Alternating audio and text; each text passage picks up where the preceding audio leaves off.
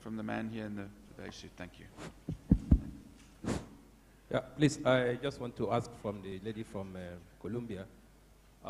You didn't actually mention the type of, the volume of products that has been carried out between the time of your, maybe if it's China you're talking about, what kind of products that we're able to, you know, bring, I mean, the trade, what has happened between Colombia and the particular market. If it's, for example, China, what kind of product are you able to develop? And how many exporters are you able to you know, to able to provide services to? So that, I mean, give us a bit of statistics so that we know what level of development you have done. Thank you. My name is William Ezio from Nigerian Export Promotion Council. Will you use the microphone? Thank you for the question. We have a variety of products that go from handicraft, Colombian very traditional products, to alcohol, coffee, and some packages food. That's what we are doing right now. And the thing is that, sorry? Yeah, I will tell that more important than how much are we selling, that of course we are selling. We already sold almost 2 containers of Colombian products. It's the opportunity that we are having to taste the market. So in that expo, we got 20,000 people, Chinese people, every day in front of Colombian products. And that is what we are here for. We are not expecting to reach the market just by being here for 3 or 4 months. Even if after the expo, we just get to sell Colombian products in one of those big buildings that are in Shanghai or here in Chongqing, we are going to be more than happy. And what I also wanted to point is, in the first model that we used, we took the companies to their markets. Now we are kind of representing them and helping them to think that you don't enter a market from one day to another. You have to work, you have to find the right channels to do it, and with the time, but you have to be passionate, because in South America, as passionate as we are, we want everything for now. We are not investing in anything that takes more than one day. So what we are doing is taking the risk and taking the responsibility for the Colombian companies that we think have enormous potential, but we also think that they need a hand to do it. Thank you, Sandra. Thank you. On that note, I'm going to ask Elena to, at lunchtime, approach the lady to answer that question, because we're out of time. Can I ask Rajesh to come up and just to summarize for us the session, and then after that he will deal with a couple of housekeeping issues. Thank you. Thank you. I think to summarize one panel is always difficult, but to summarize 2 sessions within the same panel adds to the complexity, but let me try. As you know, the panel essentially addressed 2 issues. First was the challenges encountered in regional integration and how to overcome them. And second, the critical factors that contribute to the success of public-private partnerships in export development. About the first, that's of regional integration and the challenges, I think Mr. Kiguta announced that they have completed the first stage of integration of creating a customs union in EAC. And then he also narrated some of the benefits that has accrued to the region in terms of increased intra-regional trade, investments, etc. But also then announced that they are now moving towards establishing a common market by 2015 with the 4 freedoms of free movement of goods, services, labor, and capital.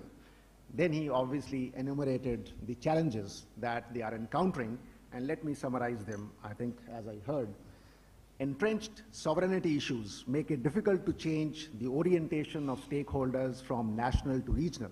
Then I'm reminded of another conference in which somebody put it even more aptly. They said that it is inability of the stakeholders to think regional. The second, he mentioned about non-tariff barriers to trade. Yesterday we heard about non-tariff barriers to trade in North-South trade because of the higher standards encountered by developing country exporters in the northern markets. But here, I think Mr. Kiguta was successful in even saying that this is a problem even amongst neighboring countries in the regional integration group, which almost have similar socioeconomic conditions, and still the non-tariff barriers are a problem. Third is low level of awareness among stakeholders about the benefits and prospects of regional integration. You heard one question coming from the floor, which specifically asked that what are the benefits which ASEAN has obtained. I think it was a reflection of this kind of lack of awareness about the benefits of regional integration. I think about the anti-competitive business practices, etc., a point was being made that the voices of those who benefit from status quo generally crowd out the potential beneficiaries of the new paradigm. And that's how the anti-competitive business practices pursued by existing beneficiaries, the enterprises across the region, further adds to this complexity. And lastly, which was specific to African continent, that one country is a member of multiple regional blocs, which again adds to the complexity of already a complex regional integration process. Now, what did he say about the challenges? How can they be addressed? Obviously, he mentioned coming from the government or the regional REC, enacting laws which are regional in scope, competition laws, framework for harmonization of standards.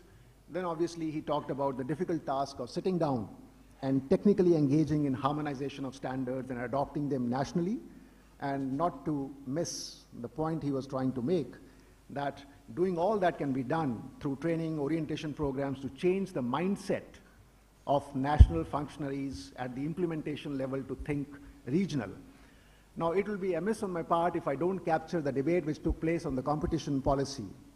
You know, there was questions asked and it gave the impression as if they have been left unanswered, but let me, I don't know, wear my previous hat which gave me the opportunity to participate in the working groups on trade and competition policy for 6 years in the WTO, when we were debating whether the competition policy should be negotiated during the Doha round or not. And when I was listening to the debate, I thought I'm sitting in one of those sessions again.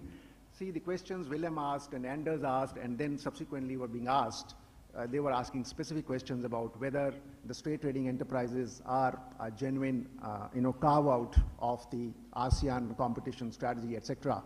Generally, Anders also asked on the similar vein, and then the questions about implementation came.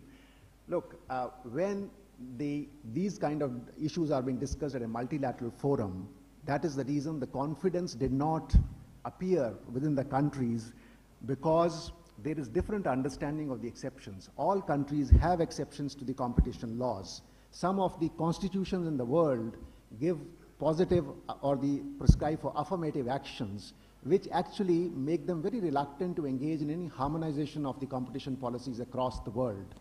Secondly, generally the questions were being asked, the laws are on one side, how are they implemented? You know, there are asymmetries of information. When multinationals operate in various countries in the world, how does a small developing country get all the information about their activities and really book them for anti-competitive practices is a great challenge. Then obviously, how do you deal with anti-competitive practices in export markets if they are not affecting your domestic market? These are some of the issues which actually prevented members from undertaking negotiations on the competition policy in the multilateral setup. What Mr. Soy was, I think, making a case was to have competition laws and harmonization in a regional setup. And he was giving the example of the ASEAN. Whether they can be building blocks for a lateral, multilateral laws, etc., remains to be seen. But I think the case was being made, and Mr. Kiguta also mentioned that even in the EAC case, they have a regional competition law, that the importance of competition laws at a regional level. Please, I took the liberty of going beyond my call of duty as a rapporteur, but I thought that this debate was left incomplete. That's why I thought I'll add to it. Now, there are certain messages which the ITC wants to take from this. We provide in the ITC, we provide support to regional institutions for promoting regional integration. We have an approach of creating a network of national institutions within a regional grouping. This is at initial stage of implementation in COMESA, ECOWAS, and ECAS under, maybe many of you would have heard the program of PACT. This idea is to support an institution at a national level, which then becomes